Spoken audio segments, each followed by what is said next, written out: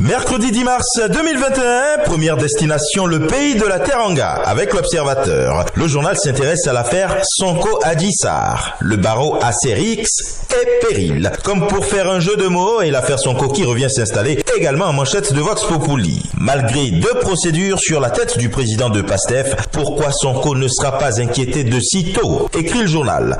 Pression de la rue, médiation et logique de détente lui aèrent la vie. Et de 3 avec le quotidien Affaire Sonko, la vie après les morts. Au moins 10 morts et près de 600 blessés. 4 femmes violées à Keur Moussa et le ministre Malik Sall mal compris. Walf Quotidien se projette sur la marche de samedi pour la libération des otages politiques. L'opposition maintient la pression, dit le journal.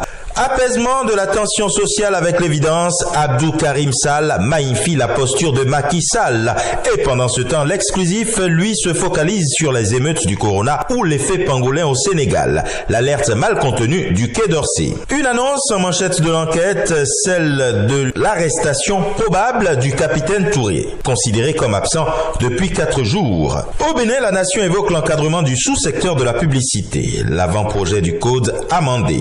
Il est question d'un autre code, cette fois-ci celui du travail. Au Gabon, le quotidien L'Union prévient sur ce qui attend les travailleurs. Modalité de règlement de conflits, exercice du droit de grève, gestion du temps de travail, simplification des procédures. Riche de plus de 400 articles et fruit de longues années de travaux et de rencontres tripartites, le nouveau code du travail, bientôt en discussion au Parlement, se veut une réponse à l'évolution de l'activité humaine et aux défis que pose celle-ci. En Côte d'Ivoire, législative 2021 avec Fraternité Matin, tous les résultats connus. Le CNDH félicite le gouvernement ainsi que la commission électorale indépendante, apprend le journal. Le Jour Plus, lui, sur la même actualité, explique pourquoi le PDCI et le FPI auraient perdu du terrain. Résultat provisoire des législatives en Côte d'Ivoire, affiche en sa manchette le Patriote, RHDP le numéro 1. Le même scrutin avec le Nouveau Réveil, législatif du 6 mars dernier, Yopougon, Marcory, Port-Boué, la vérité des urnes a triomphé du hold-up du RHDP. Et dans le même temps, le quotidien d'Abidjan, lui, concernant la victoire de l'opposition à Yopougon, estime que Gbagbo aurait arraché son tabouret à Ouattara.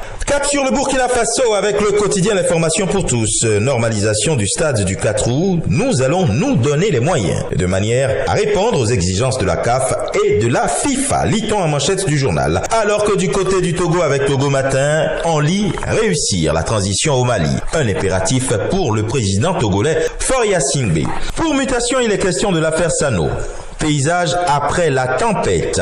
Avec Cameroun Tribune, réintégration des ex-combattants, le Premier ministre demande d'accélérer. Le quotidien Émergence fait la part belle en sa manchette à la crise anglophone. Tir croisé des parlementaires français et canadiens. Et d'insécurité, il est question avec Le Jour. Des groupes armés attaquent à l'Est. Dans la nuit du lundi à mardi, l'armée camerounaise a repoussé à Mandjou des assaillants dont l'identité reste encore inconnue. Et enfin, au Maroc, du côté du royaume chérifien en Afrique du Nord, ouverture lundi du Bureau national de l'ONU Habitat au Maroc. Le gouvernement et ONU Habitat établissent le cadre stratégique de leur collaboration pour les 3 prochaines années.